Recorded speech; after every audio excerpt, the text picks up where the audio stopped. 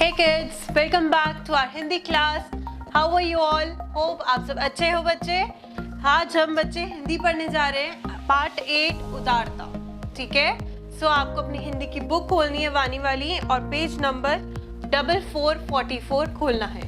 Ma'am ने आपके लिए ऑलरेडी खोला हुआ है, आप यहाँ से देख सकते हो और मैम यहाँ पे बुक से रीड करेंगी। ठीक है, सो लेट्स स्टार्ट। पंजाब में एक बार वर्षा होने के कारण भयंकर अकाल पड़ा। तो क्या है, ये पंजाब की कुछ कहानी है और पंजाब में बताया गया है कि एक बार बहुत ज्यादा ही तेज भयंकर बारिश हुई थी और उसकी वजह से बहुत अकाल पड़ गया था। अकाल मतलब बहुत से पेड़ पौधे गिर गए थे, बहुत ज्यादा अकाल सा पड़ गया था। घरों में अनाज का एक भी दाना ना रहा। मतलब इतना बारिश तूफान आने की वजह से इतना भयंकर अकाल पड़ गया कि लोगों के घर में खाना तक खत्म हो गया। उनके घरों में अनाज का एक भी दाना, खाने का एक भी दाना नहीं बचा। सेठ साहूकारों के गोदाम भी खाली हो गए। मतलब वहाँ के जो सेठ वगैरह थे, जो बड़े बड़े लोग थे, रिच पीपल्स थे, उन लोगों के गोदाम भी जो है खाली हो गए थे। इतना ज्यादा अकाल पड़ गया था। उस समय पंजाब के राजा थे महाराजा रंजीत सिंह और उस टाइम वहाँ के जो किंग थे, रिच लोग जो होते हैं वो अलग होते हैं और जो वहाँ के किंग थे वो थे महाराजा रंजीत सिंह। वह अपने समय के उदार, परोपकारी तथा न्यायप्रिय राजा थे। तो अपने टाइम के मतलब वो जब अपने टाइम के राजा थे तब से वो बहुत दयालु, बहुत दूसरों का भला करने वाले उस टाइप के इंसान थे। उनकी शक्ति का शत्रु भी लोहा मानते थे। उनकी जो शक्ति थी ना, उसका शत्रु भी कौन होता था? लोहा। वे केवल वीर ही नहीं थे वरन अपनी प्रजा का पालन पोषण एक पिता के समान करते थे।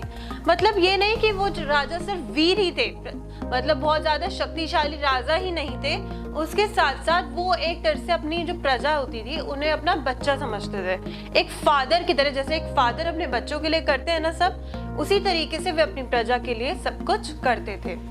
उन्होंने जब भयंकर अकाल के कारण अपनी प्रजा का बुरा हाल सुना तो उनसे रहा ना गया और घोड़े पर चढ़कर अपनी प्रजा का हालचाल देखने चल पड़े। मतलब जब अकाल इतना पड़ गया, लोगों के पास खाना नहीं था, खाने को बिल्कुल भी एक दाना नहीं था, तो क्या हुआ, जब उन्हें ये सब पता चला तो एकदम से वो घोड़े पर बैठे और अपनी प्रजा का मतलब अपने जो वहाँ के लोग थे उनका हालचाल पूछने के लिए वहां से चल पड़े घोड़े पर बैठ के।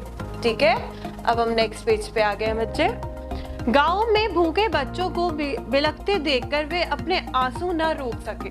जब उन्होंने देखा महाराजा ने कि वहाँ के जो बच्चे हैं वो भूख से बिलख रहे हैं, मतलब भूख से तड़प रहे हैं और वो उसी देखकर उनके आंसू रुक नहीं सके।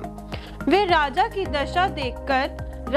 दशा देखकर जैसे ही राजधानी लौटे, उन्होंने अपने मंत्रियों से विचार विमर्श करके अपना अन्न भंडार निर्धनों में बंटवाने के लिए खुलवा दिया और सभी गांव कस्बों में मनादी करा दी कि महाराज के अन्न भंडार से सभी को बिना मूल्य दिए खाने को अनाज मिलेगा।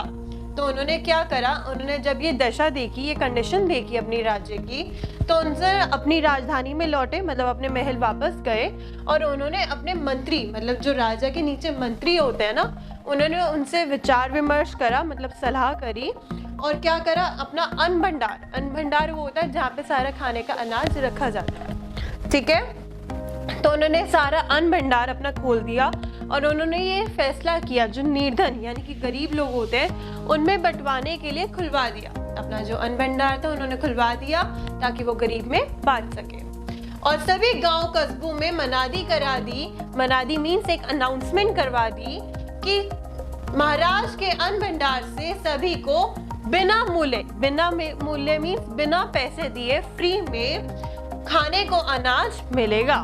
ठीक है, महाराज के महल की ओर भीड़ दौड़ पड़ी। जैसे ही सबने सुना कि यहाँ पे अन्न भंडार खुल गया है, अब फ्री में खाना मिलेगा, तो वहां पे दौड़ मच गई, मतलब सारी भीड़ मच गई। सब लोग महल की तरफ भागे। बूढ़े, बच्चे और महिलाएं सभी अनाज लेने के लिए एक दूसरे से आगे बढ़ने का प्रयत्न कर रहे थे। मतलब चाहे बूढ़े लोग थे, चाहे महिलाएं थी, चाहे बच्चे थे, हर किसी को भूख लगी थी क्योंकि सबके वहाँ अकाल पड़ गया था, तो किसी के पास खाने को नहीं था, सब भूखे थे, तो सब एक से आगे आगे बढ़ना चाह रहे थे। इससे बड़ा शोर और आपाधापी मच रही थी। इससे क्या हो रहा था, अब सब लोग आगे आगे बढ़ना चाह रहे थे, तो वहाँ क्या हो रहा था, मतलब शोर भी मच रहा था और आपाधापी भी मच रही थी, मतलब कोई धक्का मार रहा था, कोई कुछ, सबको आगे जाने की लगी थी। महाराज रणजीत सिंह ने जब ये दृश्य देखा तो उन्होंने घोषणा कराई कि बीमार बच्चे और बूढ़ों की पंक्ति अलग होगी और शेष लोग दूसरी पंक्ति से अनाज लेंगे।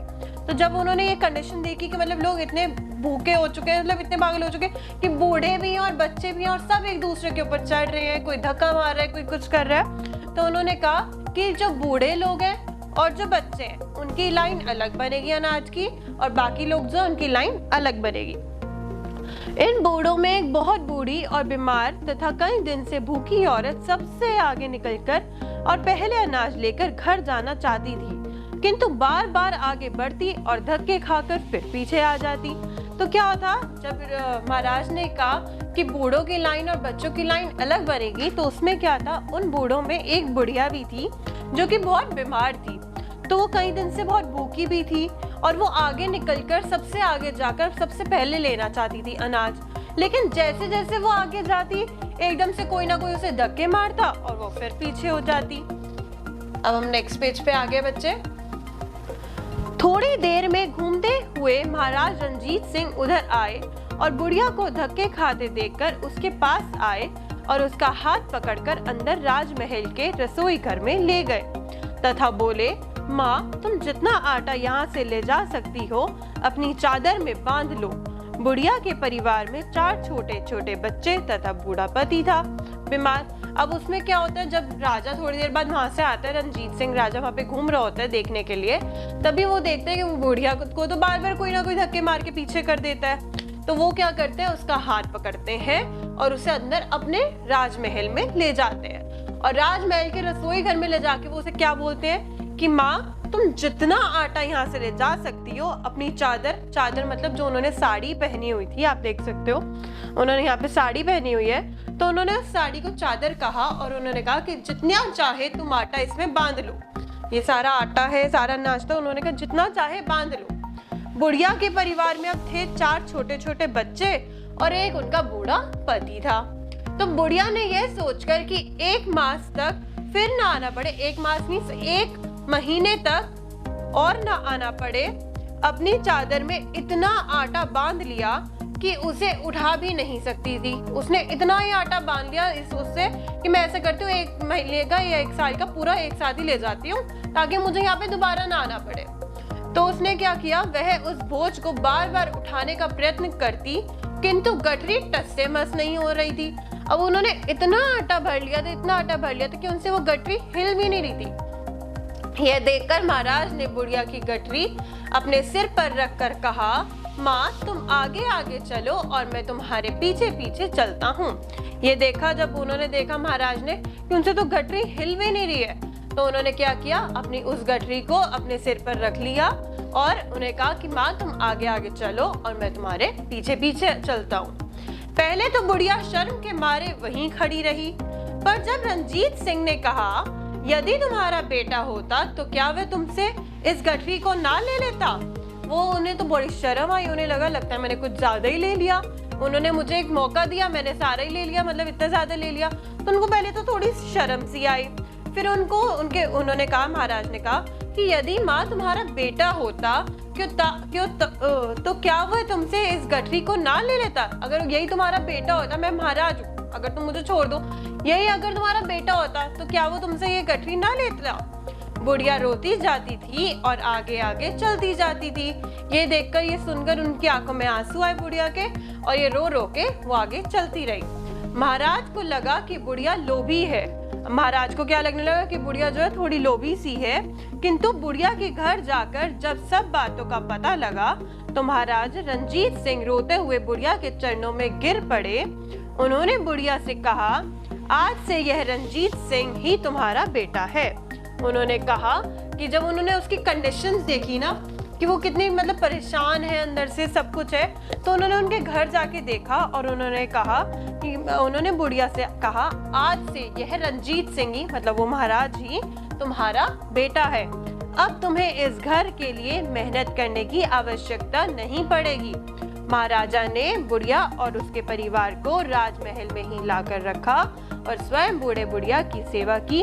ऐसे थे महाराज रणजीत सिंह। जैसे कि हमने चैप्टर के स्टार्टिंग में ही पढ़ा था कि महाराज कैसे थे, बहुत उदार यानी कि दयालु टाइप के थे, परोपकारी, जो दूसरों का भला करना चाहते हैं। तो उन्होंने क्या सोचा, उन्होंने सोचा जब उन्होंने उस बुढ़िया की हालत देखी, घर की कंडीशंस देखी, तो उन्हें बहुत ज्यादा तरस आया क्योंकि वो दयालु थे। तो उन्होंने क्या किया, उस बुढ़िया को कहा कि आज से मैं ही तुम्हारा बेटा हूँ, और ये बोलकर उन्होंने महाराज ने क्या किया, बुढ़िया को और सबको लेकर अपने महल में चले गए। ठीक है, इंटरेस्टिंग था चैप्टर। अब आपको क्या करना है बच्चे, आपको इसके वर्ड मीनिंग मीन्स शब्द और क्वेश्चन आंसर्स आपको करने हैं नोटबुक में इसको, और नेक्स्ट पेज पे आपके दिए गए हैं खाली स्थान भरो, कि आपको नोटबुक में कंप्लीट नहीं करने, आपको बुक वर्क ही करना है। ठीक है, और उसके बाद सही गलत ये भी आपको बुक में ही कंप्लीट करना है। अपना अन्न भंडार नेत्रों में बंटवाने के लिए खुलवा दिया, क्योंकि मतलब ये जो सही गलत है ये आपको सारे क्या करने हैं, बुक में ही कंप्लीट करने हैं। बस बच्चे, आपका चैप्टर कंप्लीट होता है। You have to complete your book work as well as your notebook work in your notebook and book. ठीक है, मिलते हैं बच्चे नेक्स्ट क्लास में। Hope you all have understood. Thank you.